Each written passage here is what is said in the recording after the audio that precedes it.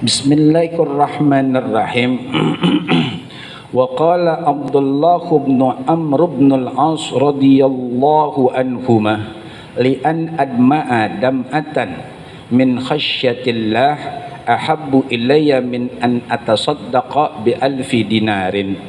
Hadirin wal hadirat rahimakumullah.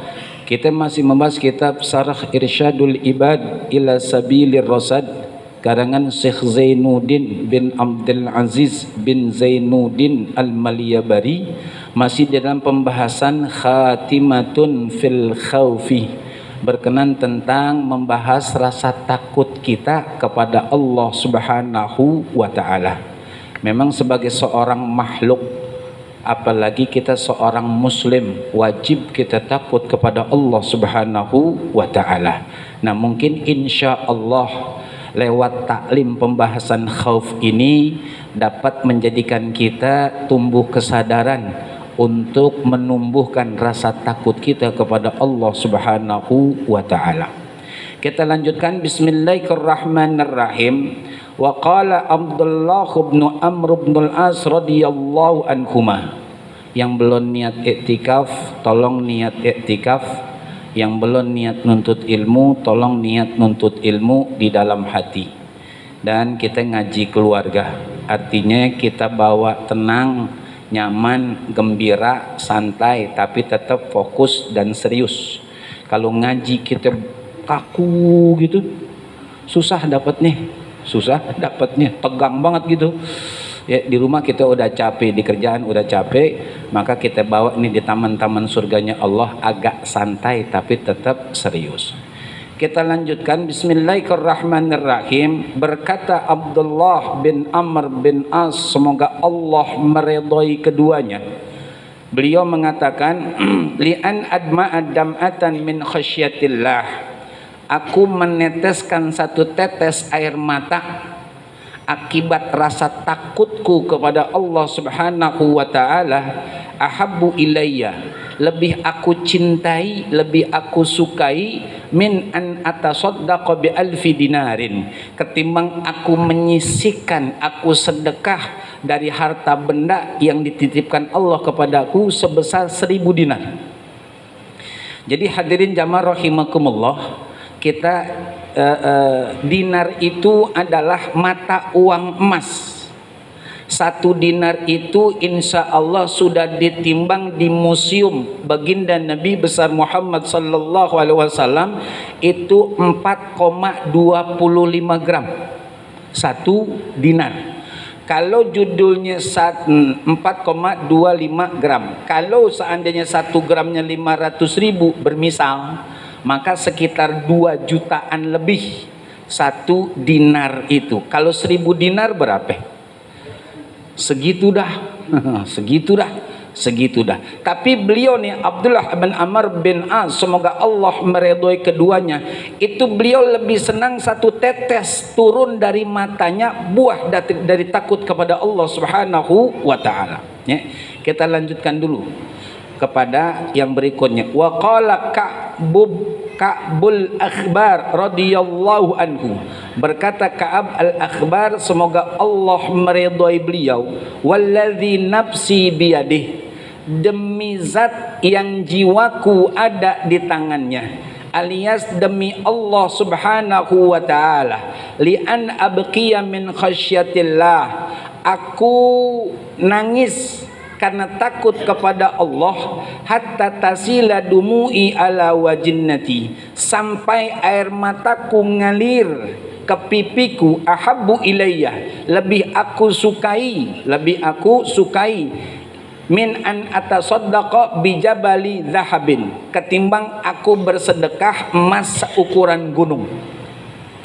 Jadi hadirin wal hadirat rahimakumullah, di sini ingin dijelaskan secara tersirat bahwasanya orang sedekah itu ngarepin pahala dari Allah.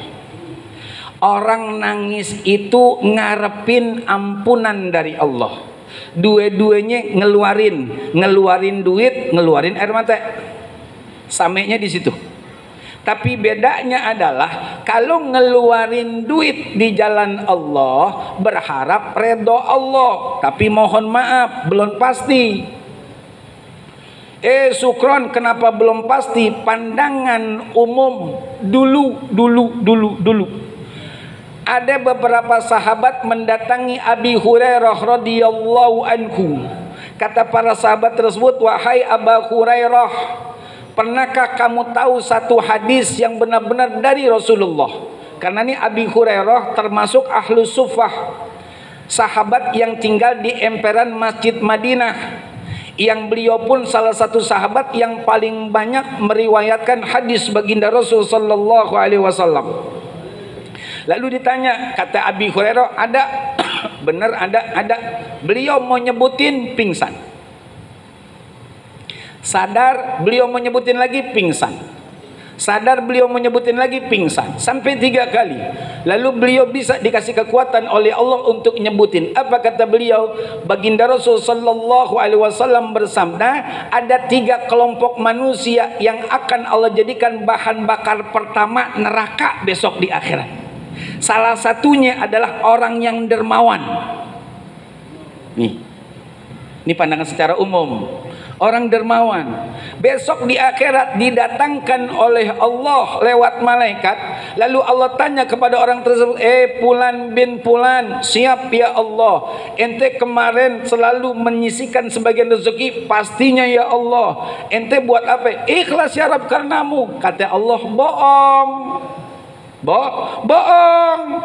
Ente ngeluarin rezeki punya ente, titipan aneh kata Allah, biar orang kata ente orang dermawan, orang baik, bukan ente ikhlas, bukan kata Allah, ente bohong. Malaikat ceburin dia ke neraka. Makanya ungkapan ulama, nahnu nahkumu bizzawahir wallahu yatawalla bisarair. Kita manusia menghukumi orang yang kita kenal, yang ada di depan kita zahirnya, tapi Allah tahu rahasianya. Jadi hadirin jamaah wal hadirat rahimakumullah, itu pandangan umum, bukan kita bersuuzon kepada beliau, tidak. Tapi secara umum, pandangan umum, sedekah yang kita keluarkan mohon maaf belum tentu pasti Allah terima. Tuh. Tapi usaha keras ngeluarin air mata nggak bakalan keluar kecuali orang yang sungguh-sungguh. Orang sungguh-sungguh baru keluar air mata. Ayo dah kalau nggak percaya. Orang yang pore-pore nggak keluar air mata. Orang yang nggak kesentuh hatinya nggak keluar air mata. Makanya satu air mata jaminan dari Allah lewat hadis baginda Rasul, nggak bakalan dia kesentuh api neraka. Tuh dahsyatnya air mata. Makanya hadirin wal hadirat rahimakumullah, mohon maaf gitu kan, air mata yang kita punya anugerah dari Allah hampir jarang, bukan nggak pernah sih manusia, hampir jarang yang keluar itu karena urusan agama. Yang sering urusan dunia. Kan gitu. Kalau yang masih muda, misal doang, misal ditinggal pacarnya, dia nangis, dibengongin. Kata babanya, ngape kak? Enggak ngapa-ngapa ya. Kan mah. Ya, gara-gara ribut sama pacarnya mau tinggal, suntuk dia, sedih dia, gitu. Kita yang udah kerja dikeluarin, nangis kita. Ngapain bang? Keluarin dari kerjaan, nangis. Tapi maaf, ini bahasa agama, bukan saya lebay, enggak, insya Allah. Pernah enggak kita lihat orang kagak sholat Jumat nangis? Ayo dah, pernah enggak? Orang terlambat Jumat di Masjid Riyadul Abidin, ngulun-ngulun kelojotan di depan tuh deket puunan, nggak ada, jaminan dah, udah ketahuan dia terlambat di ngerokok,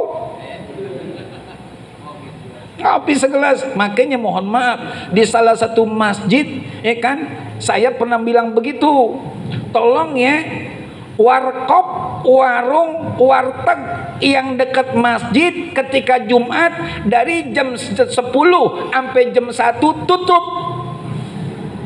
Saya bilang gitu. Saya minta maaf nih tukang warkop, warteg dan semisalnya. Kalau ditanya emang kenapa? Ente buke orang yang datang mau Jumat jadi ngopi dulu di situ. Ngerokok dulu dia, baru azan. Baru khotibnya mau khutbah yang pertama. Selame sang sayang Samsu. Tutup sampai jam 1. Nanti buka. Insya Allah kalau ikhlas dapat nilai ibadah dari Allah Subhanahu. Jadi nggak ada tuh orang nangis gitu gara-gara urusan akhirat, urusan ibadah. Jarang banget dah. 1000 atu kali dah. 1000 atu. Ya. Ini hadirin. Jadi kalau nggak sungguh-sungguh nggak keluar air mata. Dan salah satu tanda taubat kita diterima oleh Allah emang begitu tuh di hadis yang awal dua pertemuan yang lalu kalau tidak khilaf, ya kan? Warajulun dzakarallahu khalian fafadat ainah. Seseorang yang menyendiri diingat-ingat dosanya begitu banyak, khususnya akan ancaman dan juga siksa Allah, ngucur nih air matanya. Itu emang sungguh-sungguh dia tobat. Sungguh-sungguh dia pengen jadi orang benar, keluar tuh air mata. Makanya mohon maaf, walaupun ngeluarin duit susah, lebih susah ngeluarin air mata. Itu yang jadi catatan kita hadirin jamaah rahimakumullah. Ya, kita lanjutkan. Wa qala Auf ibnu Abdullah balaghani alla tusiba dumu'ul insan min khasyatillah makanan min jasadih illa haramallahu ta'ala dzalikal makan 'alan nar. Berkata Auf bin Abdullah, telah sampai berita kepadaku bahwasanya tidaklah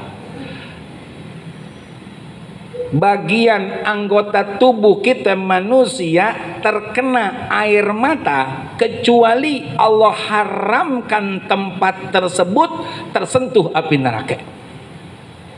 Makanya Bapak Ibu mohon maaf minta redho kalau memang kita tahu persis kita nangisnya gara-gara urusan ibadah, gara-gara urusan akhirat, jangan dilap ame mukene kalau perempuan.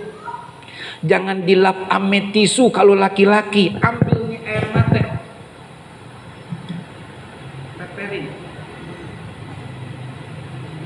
Ini janji nih, janji di dalam agama. Kalau tubuh kita kena air mata hasil dari rasa takut bener ame Allah, Allah jamin gak bakalan kesentuh api neraka. Jangan dibuang-buang, peperin semuanya ke seluruh tubuh kita. Kalau bisa bini kita peperin juga, anak kita peperin juga. Cuman jangan direpil, nggak bisa direpil. Ini air mata ya ki, beda ya, beda, bukan minyak wangi. Ini air mata oplos ya, gitu, dilapin semua, dilapin semuanya. Insya Allah bahkan pasti tidak akan pernah tersentuh api neraka. Maka hadirin jamaah rahimakumullah, kalau kita bicara air, kalau kita bicara ngapus dosa, insya Allah di samping air mata ada air wudhu. Air wudhu yang airnya itu memang boleh untuk kita gunakan bersuci. Satu. Yang kedua, cara bersucinya ikutin tuntunan Rasulullah. Yang ketiga, sehabis bersuci nggak kita lap, nggak kita kibasin, maka insya Allah bahkan pasti tetesan-tetesan air yang mengalir dari kita bersuci tubuh kita lewat cara ibadah wudhu rontok dosa kita. Makanya ada anjuran tajdidul wudu, memperbaharui wudu, tapi niatnya bukan nawaitul wudu'a li raf'il hadatsil asghar fardhan lillahi ta'ala yang kita sebut dalam hati, bukan. Karena memang wudu kita yang pertama belum batal dan udah kita gunakan untuk sholat wajib, maka diperbolehkan oleh agama kita tajdidul wudu. Niatnya aku niat berwudu listibahati sholah karena belum batal kita. Tuh. Keuntungan apa Sukron? 10 kali wudu dapat dari Allah kita pahalanya. Tuh. Ini kan saya mohon maaf ya, kadang saya memperhatikan orang itu jaga wudhunya subhanallah dah. Mohon maaf ya, kayak begini nih misalkan. Dia nggak pakai judul kentut enggak pakai begitu. Emang dia merasa kentut, keluar aja dia dah. Wudhu. Kadang-kadang tanggung dikit lagi azan, entar aja wudhunya. Sayang. Tuh, malaikat nggak doain lagi ente di majelis ini. Emang apa? Udah nggak punya wudhu. Kan begitu kata baginda Rasul, selama belum berhadas ente dapat pahala di situ. Ketika ente berhadas berhenti pahala di situ. Wudu. Ini kadang-kadang nggak begitu juga soalnya. Mentang-mentang rumahnya deket masjid, sarung ditaruh di pundak, baju kancingnya dibuka 3, pakai celana pendek di atas dengkul, ambil ngerokok. Dia wudhu di masjid. Nah air di rumah ente nggak pakai dong. Kan begitu kata baginda Rasul, man tatahhara fi baitihi thumma madha ila baitin min buyutillah liyaqdiya faridatan min faraidillah kanat khutuwatuhu ihdaha takhuttu khati'atan wal ukhra tarfa'u darajatan. Barang siapa kata baginda Rasul yang bersuci dari rumahnya, bersuci sebagus-bagusnya bersuci pakai air. Makanya jangan ikutin orang sono. Tuh, di kamar mandi pipis pakai tisu, tarik tisu tret, nggak bisa Islam. Air, kecuali nggak ada air. Tuh, pakai air bersihin, bersuci kita dari rumah. Wudhu yang benar. Kemudian kita pakai baju nutup aurat, pakai peci, jangan nggak pakai peci. Jalan dari rumah kita ke masjid, ke rumah Allah, baik sholat jamaah ataupun untuk judul taklim, zikir. Tuh, maka kanat khutuwatuhu adalah langkah-langkah orang tersebut, ya kan? Ihdaha takhuttu khati'atan wal ukhra tarfa'u darajatan. Yang pertama gugurin dosa, yang berikutnya naik derajat. Berapa langkah kita dari rumah ke masjid Jami Riyadul Abidin? Sayang, nggak dapat pahala wudhu dari rumah. Tuh, kalau beliau nih Ustaz Zakasi misalkan dari rumah ayah nih, muter aja dulu dikit ke kelurahan biar lamaan. Tuh, dapatnya banyak. Emang begitu kita. di Mampang. Iya di Mampang. Oke, di Mampang katanya ya. Tuh gugurin dosa gitu ya. Nah, itu yang kita lakukan hadirin jamaah rahimakumullah, sambil usaha ngeluarin air mata. Kalau belum juga terus kita usaha dan wudhu dah kita yang benar, dan jangan dikibatin, jangan dikeringin, rugi soalnya kita ya. Kita lanjutkan. Wa kana Muhammad ibnul Al-Munkadiri idza baka wa masaha wajhahu wa lihyatahu min dumu'ih wa yaqulu balaghani anna an-nara la ta'kulu maudi'an masathu dumu'. Jadi adalah Muhammad bin Al-Munkadiri, beliau berkata, jika seseorang nangis lalu mengusap wajahnya dan jenggotnya dari air mata tersebut, maka beliau berkata, telah sampai kepadaku kabar sesungguhnya api neraka tidak akan memakan satu tempat ya, yang tersentuh oleh air mata tangisan dari rasa takut kepada Allah Subhanahu wa taala. Itu kalau para sahabat dulu begitu, baginda Rasul pernah begitu. Bahkan sering, nanti di sini juga ada. Sekali waktu beliau baginda Rasul sallallahu alaihi wasallam habis memakamkan jenazah. Sebelum judulnya itu jenazah diuruk, beliau berdiri sampai pinggiran kuburan. Lalu menetes itu air mata beliau sampai janggut mulia beliau, hatta balal ard, sampai bumi pun basah dengan air mata mulia beliau. Lalu apa kata beliau? Wahai para sahabatku, limithli hadza fa'iddu, untuk keadaan seperti ini siap-siaplah kalian.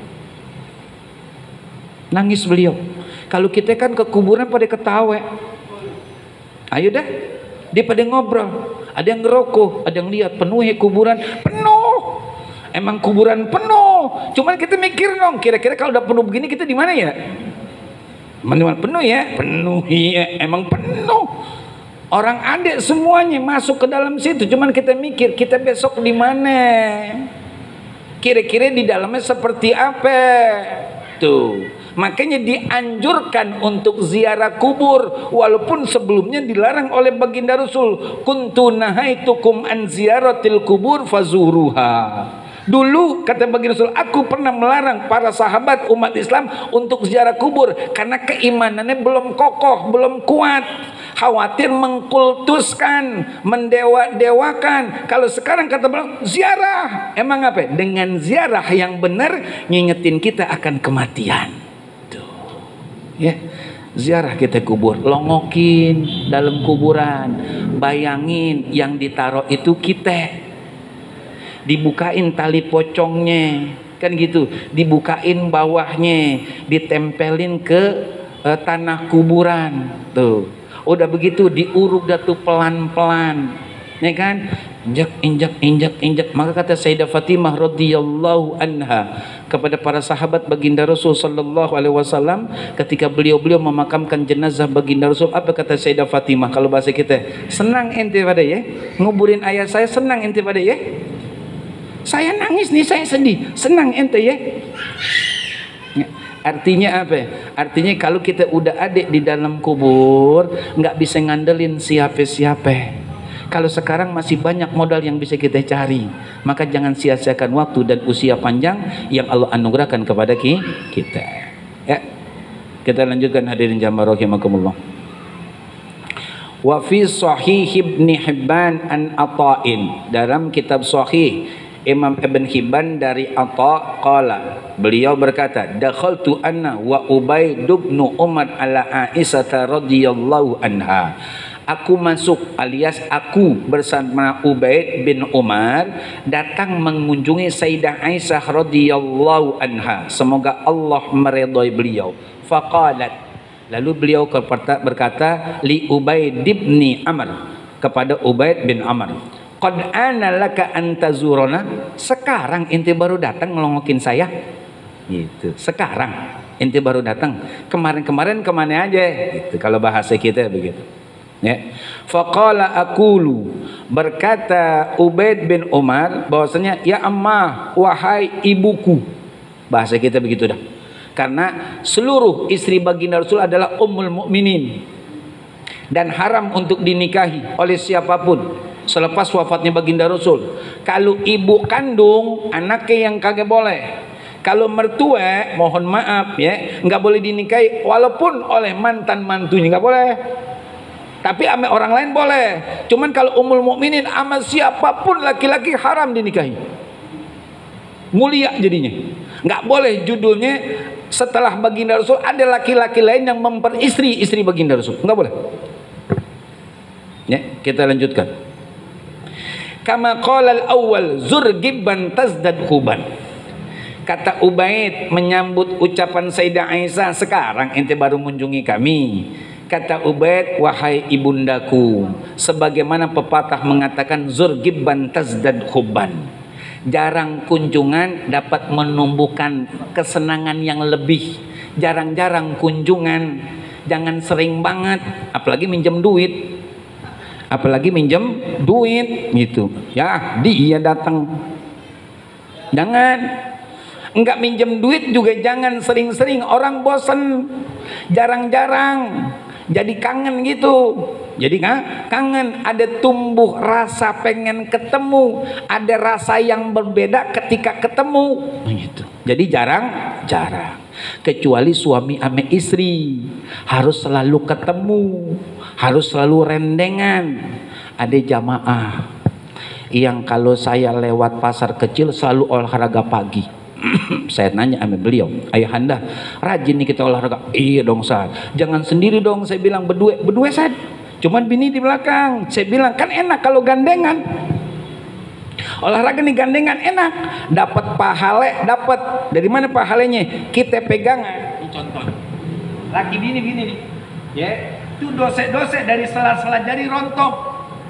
Cuman kadang-kadang bininya ogah, udah bang, malu bang, kayak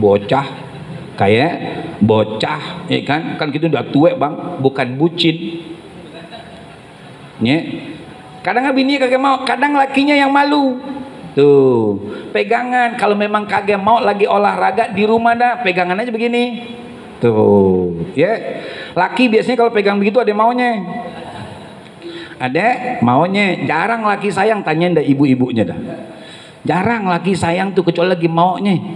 Baru dah di ngomong sayang, dipegangan, dielus-elus, dipijit-pijit bininya. Ya. Biasa itu laki-laki secara umum gitu ya. Faqalat da'auna min matalibikum. Kata Sayyidah, udah dah, jangan banyak ngomong dah. Apa hajat ente datang kemari? Apa hajat ente berdua datang kemari? Ya. Kita lanjutkan. Faqala Ibnu Umar akhbarina bi'ajaba syai'in ra'aitihi min Rasulillahi sallallahu alaihi wasallam. Wahai Sayyidah Aisyah, tolong kabarkan kepada kami sesuatu yang menakjubkan di pandanganmu yang pernah kamu lihat dari diri baginda Rasul sallallahu alaihi wasallam. Saya berhenti dulu sampai di sini. Orang yang paling kenal suami adalah istri. Orang yang paling kenal istri adalah suami. Dan yang harus kita ciptakan adalah jangan sampai istri cerita atau punya kenangan yang jelek akan suaminya. Begitu pula suami, jangan pernah ada kenangan jelek atau cerita jelek tentang bininya. Buat sendiri kek, apalagi orang lain, nggak boleh, haram. Tuh, makanya Sayyidah Aisyah sering ditanya nih oleh para sahabat. Di lain hadis, sahabat nanya, wahai Aisyah, iya ada apa? Bagaimanakah Rasulullah selama hidupnya bersama kamu? Bagaimana akhlaknya? Apa kata Sayyidah Aisyah? Kana khuluquhul. Ibu-ibu kalau ditanya sama tetangga, Bu, suami bagaimana? Kan ganteng tuh suami. Cakep dong ibu bisa nyarinya. Ibu jawabnya bagaimana? Halo, assalamualaikum, Bu. Ibu agak jawab, takut diomelin sampai rumah. Ya, jawab aja Bu, nggak apa-apa Bu. Nggak ada larangan Bu, sah-sah aja insya Allah. Ya, nah ini Sayyidah Aisyah ditanya nih. Ya, Sayyidah Aisyah ditanya. Kemudian qala fasakatat. Kata Ubaid, terdiam nih Sayyidah Aisyah, nggak langsung jawab. Summa qalat, lalu beliau berkata, Sayyidah Aisyah berkata, lamma kanat lailatun minal layali.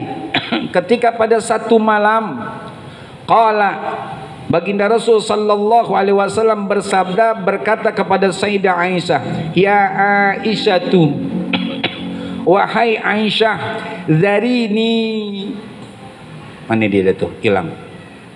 Zarini a'budul lailah rabbi. Wahai Aisyah, izinkan, biarkan aku malam hari ini beribadah kepada Allah Subhanahu wa taala. Saya berhenti lagi sampai di sini.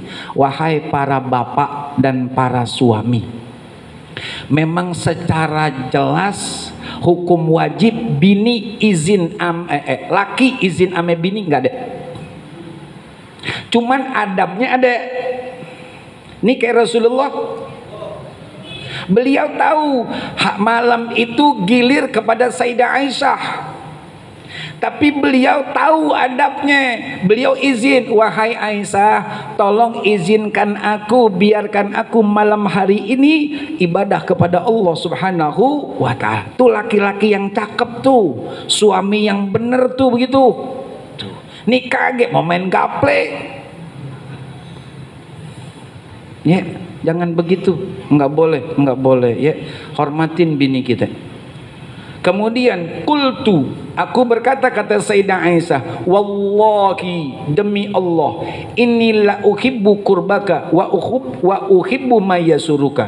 Wahai Rasulullah, sungguh demi Allah, aku pengen banget selalu dekat sama kamu, tapi aku pengen juga bikin senang kamu. Tuh bini tuh, aku pengen banget ya Rasulullah selalu deket sama kamu, tapi aku pengen juga kamu itu senang.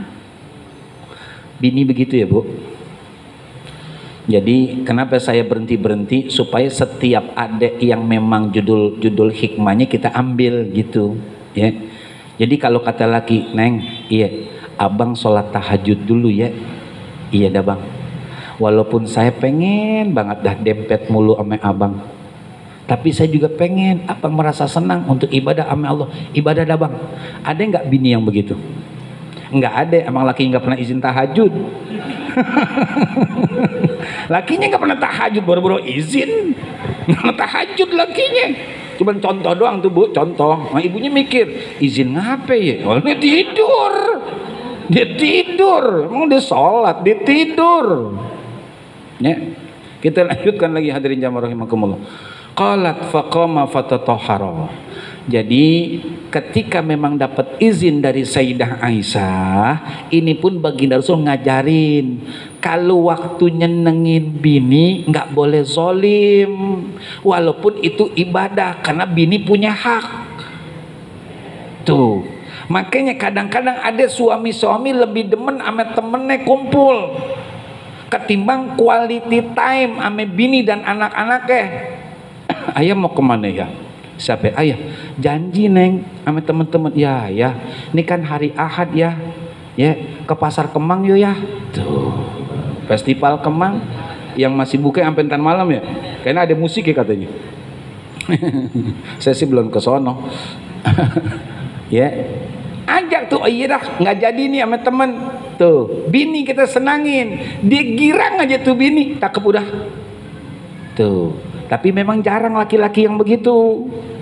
Dia lebih demen sama temennya ketimbang sama bininya. Cuman kalau di judulnya lagi butuh, bininya yang dicari, temennya kagak.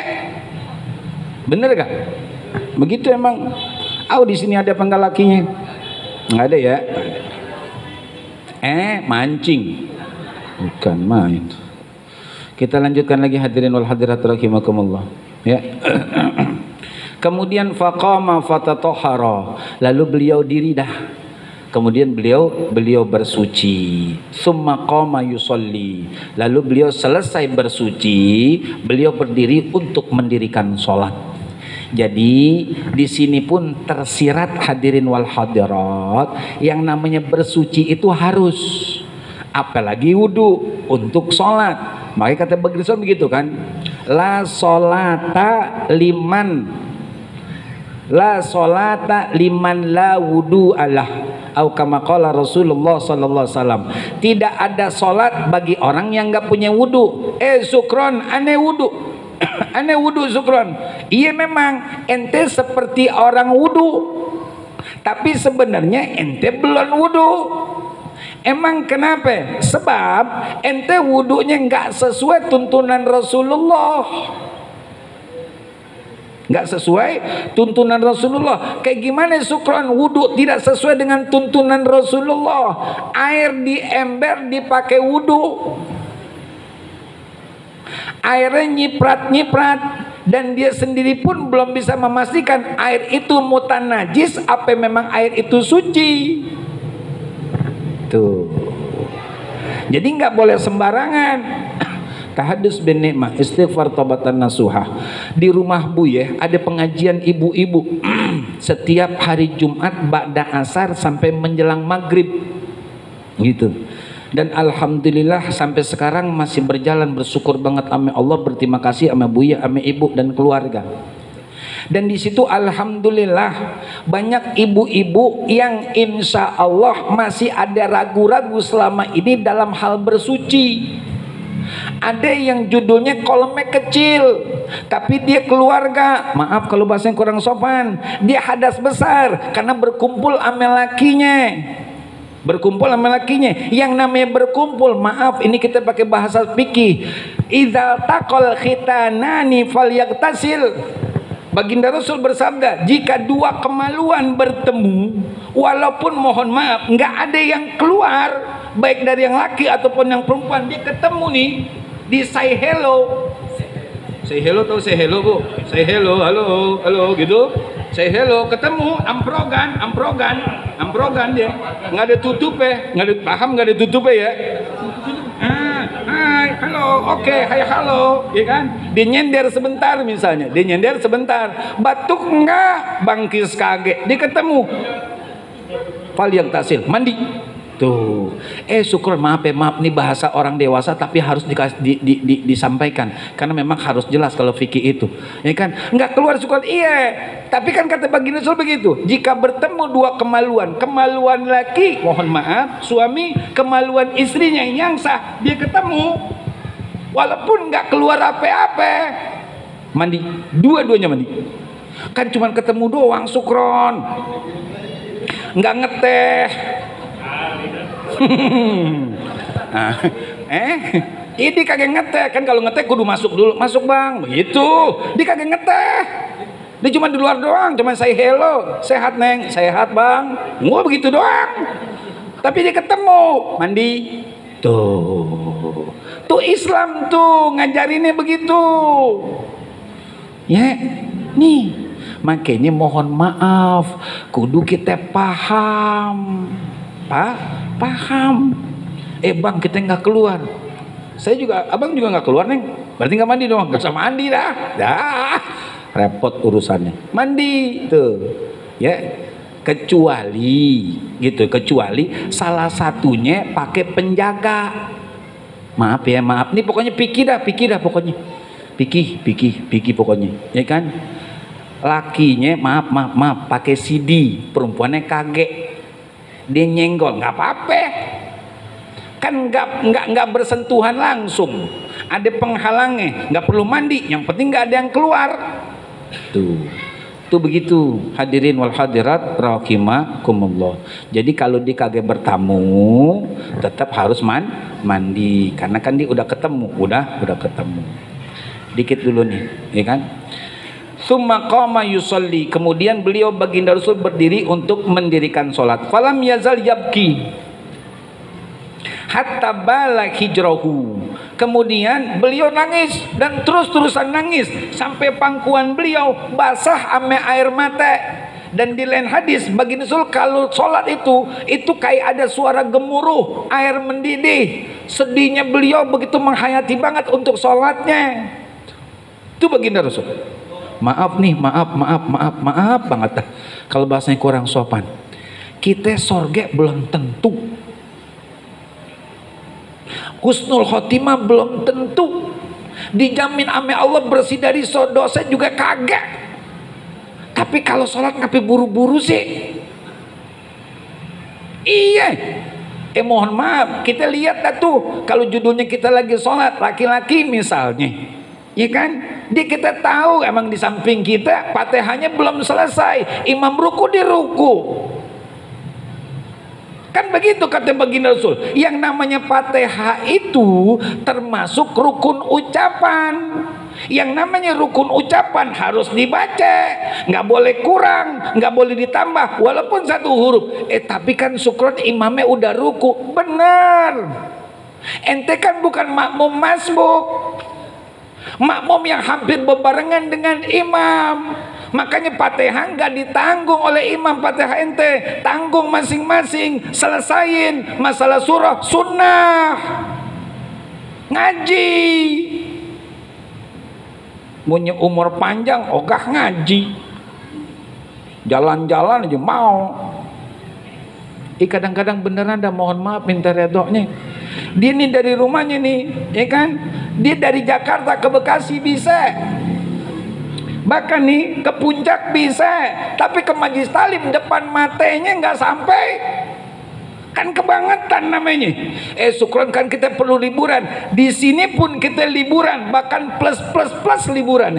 Kok plus syukron? Iya. Kita datang dengan bawa dosa, belum berangkat udah bersih dosa. Apa nggak enak?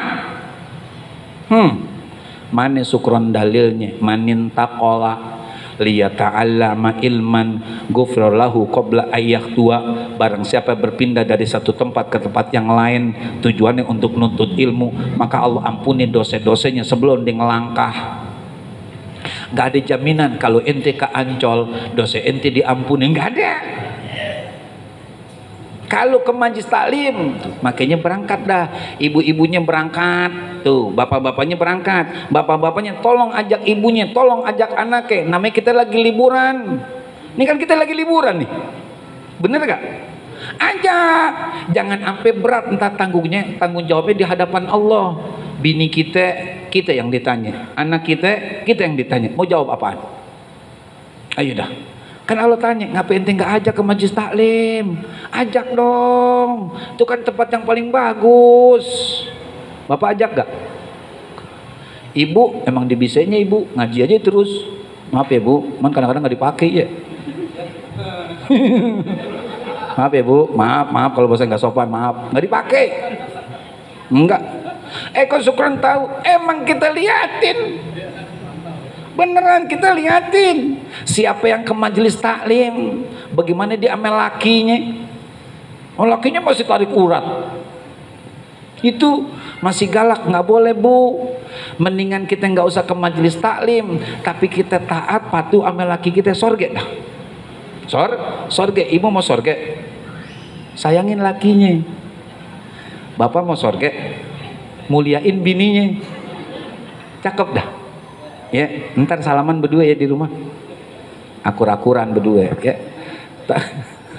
Tapi hadirin jamaah rahimakumullah, udah masuk waktu Isya dan mohon izin minta maaf minta redoknya. Oh bukan main.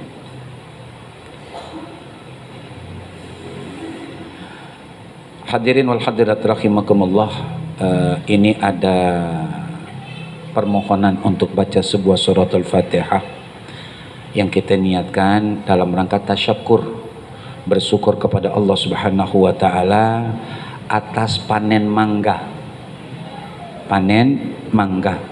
Masjid kita, Masjid Jami' Riyadul Abidin, jumlahnya sebanyak 770 buah, hampir 2 kintal, dan alhamdulillah udah dibungkusin. Jadi nanti jamaah bisa bawa pulang. Yang bininya masih muda berarti ngidam, yang udah tua ya beliin pempes, takut sakit perut. Kita baca Fatihah. Mudah-mudahan dengan barokah mukjizat suratul Fatihah yang kita baca saat ini, yang banyak dihadiri oleh malaikat, insya Allah Fatihah kita diijabah, dikabul oleh Allah Subhanahu wa taala.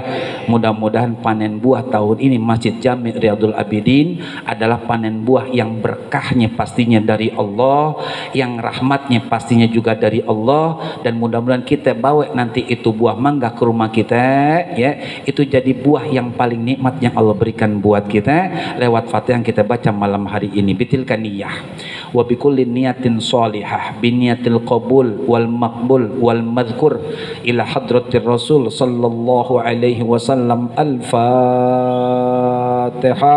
A'udzubillahi minasyaitonir rajim. Bismillahirrahmanirrahim.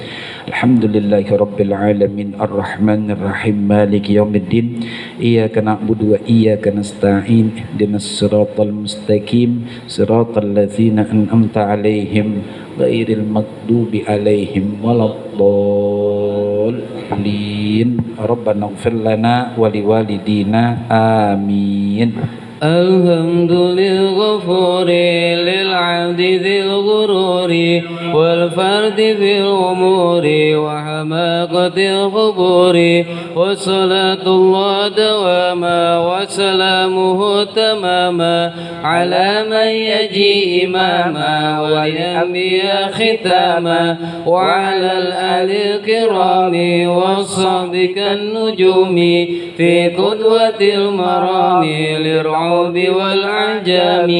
يا ربنا اعترفنا بأننا اعترفنا وإننا أسرفنا وعلى لظى أشرفنا فتب علينا توبة تغسل كل حوبة واستر لنا الأوراد وآمن الروعات واغفر لوالدينا ربي ومولودينا والأهل والإخوان وسائر الخلان وكل ذي محبة أو جيرة أو صحبة والمسلمين أجمع آمين ربي يسمع فضلا وجود منا لا بالكساب منا للمصطفى الرسول نهضى بكل سول صلى وسلم ربي عليه عبد الحب وآله وصحبه عدد طش صحبه والحمد للإله في البدء والتناهي أفضل ما قلته أنا والنبيون من قبلي لا إله إلا الله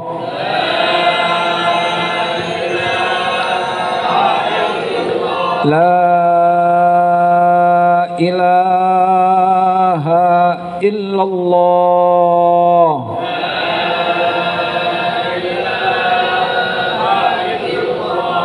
لا إله إلا الله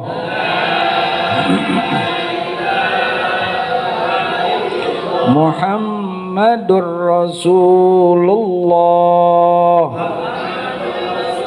صلى الله عليه وسلم نستغفر الله العظيم نستغفر الله العظيم نستغفر الله العظيم بسم الله الرحمن الرحيم الحمد لله رب العالمين اللهم صل على سيدنا محمد وعلى آل سيدنا محمد اللهم أئنا على ذكرك وشكرك وحسن عبادتك اللهم اجعل جمعنا هذا جمعا مرحوما وتفرقنا من بعده تفرقا معصوما اللهم إنا نسألك خير هذه الليلة وخير ما فيها وخير ما بعدها ونعوذ بك من شرها وشر ما فيها وشر ما بعدها برحمتك يا أرحم الراحمين اللهم أغننا بالعلم وزينا بالحلم